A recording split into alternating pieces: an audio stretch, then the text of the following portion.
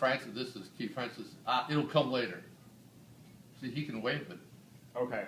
And he has on John the 23rd, because when he was Cardinal Archbishop in Istanbul, a boatload of Jewish families came into his diocese, and the Nazis knew of that. They came for them. Angelo Roncalli was on that boat, gets to know them all. He says, how can I save them? So he thinks about this. He says, I'll do this. Now, he risked his life, his career. He said, I'll make them all Catholic on paper. So he got all his staff go on board, got all their names. Now, there's over 900 people. They worked feverishly, documents. Then Angelo signed them all. His seal, brought him to the Nazis. The Nazis bought it. They saved 900 people? Right. Boatload went off into history, into safer waters and freedom. It's a true story.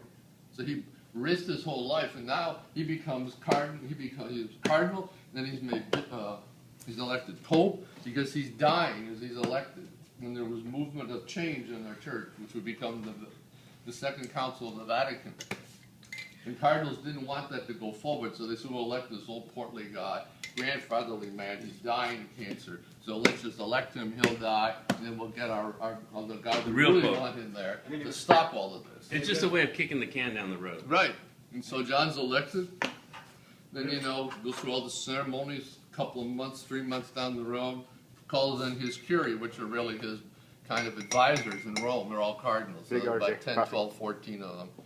And he announces, we're going to convene a council of the Vatican, a second council of the Vatican. It's the first one, they ended it shortly because of the Franco-Prussian War.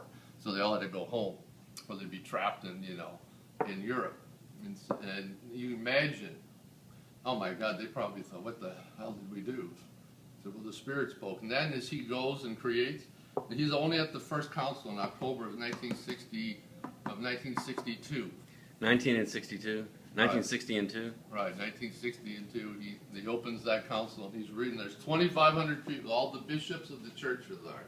About 2,300 of them. 200 other religious leaders. That was the first, too. So you have religious leaders, Episcopalian faith, the Orthodox faith, the Methodist, Lutheran, all of these other Christian traditions. Only Christian, no Jews. What? Oh, they had Jews there, too. RJ, exactly what was the method that gave the Methodists their name? Back in Vatican II now. But this is why, that's this man who stood up in front of the Nazis and said, these are Catholics, you're not going to take them. And they bought it, because remember, there were Jews that converted to Catholicism during World As well they should. Edith Stein and her sister Rosa and others, and the Nazis came for these Catholic Christians, but they were, initially their from souls Jewish had been families. saved. Right, Edith Stein, she became Sister Mary Therese of the Cross, and Sister Mary Therese Benedictus of the Cross. She was a philosopher taught in the universities back then. And she was Benedictine. That attracted her because of her superior education? No, she was a Carmelite nun, a cloistered Carmelite nun. She came from a very religious Jewish family, and a very intellectual family. And then she upgraded to Catholicism? Well, she read the life of Teresa of Avila. Read her life. She was one heck of a woman. Perhaps what she brought to the cloister was a frugality? Could be. Actually, Teresa reformed them, and she caught hell for that. Great mystic of the church, the first woman doctor of the church for her intellectual writings and spiritual writings, and she reformed the Carmels, meaning the convents of the Carmelite order, and she was hated for doing. She came from a very aristocratic, very wealthy, a well-to-do, I don't know, wealthy, one of 23 children.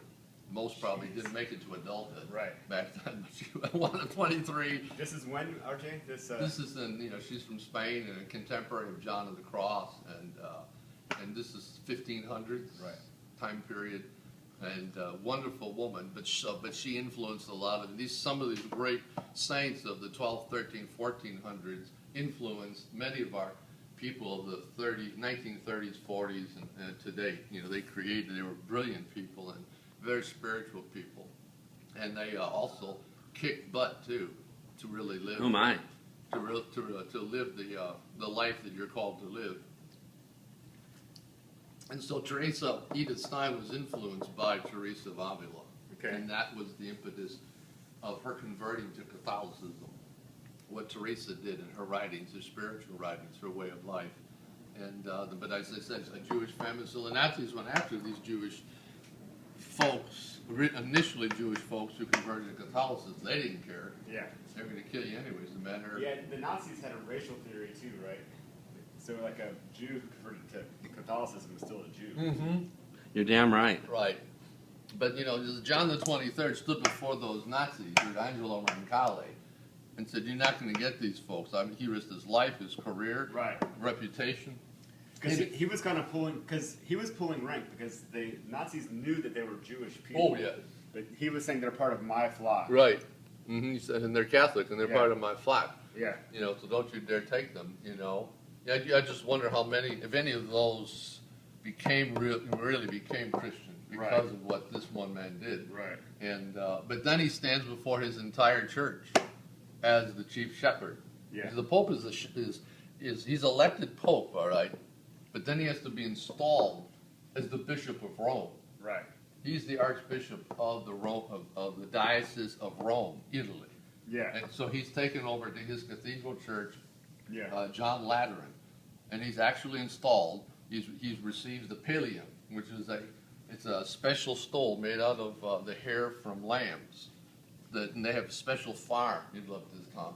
Farm in Italy where these lambs are, and those lambs go back, they have a long line, yeah. long genealogy line there, and they take the wool from that, and they create this very ornate special stole they give to the archbishops. He receives that, and as soon as he receives that in the ritual and back, then he goes back, and his residence is St. Peter's because he's the Bishop of Rome. Was not Jesus the Lamb of God? Right, that's exactly why. They have lambs on it, they have crosses all over it, and lambs all over it. And the Vatican is something to see. Yes, I've been The there. Italians do it right. Indeed.